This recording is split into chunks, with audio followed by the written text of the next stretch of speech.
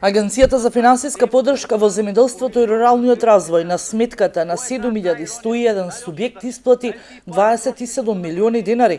Станува збор за исплата на 30% повисока субвенција од основната за секој фармер кој во споредба со претходната година го зголемиле основното стадо со говеда, овци, кози, маторици, носилки и пчелни семејства.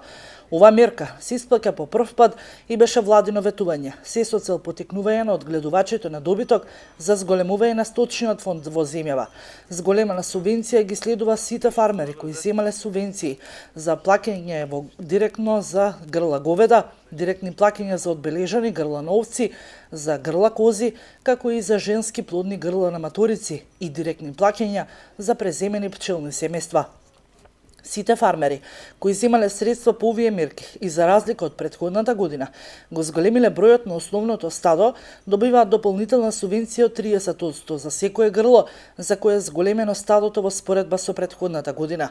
Преку оваа мерка се овозможува поттикнување на развој на домашното сточарство преку зголемување на основните стада. Со зголемување на добиточниот фонд во државата се зголемува и базата на производство на месо, млеко и мед. Со зголемувањето пак на домашните производи од животинско потекло се обезбедува поевтина суровина која е важен инпут во индустријата за преработка на месо, млеко и мед.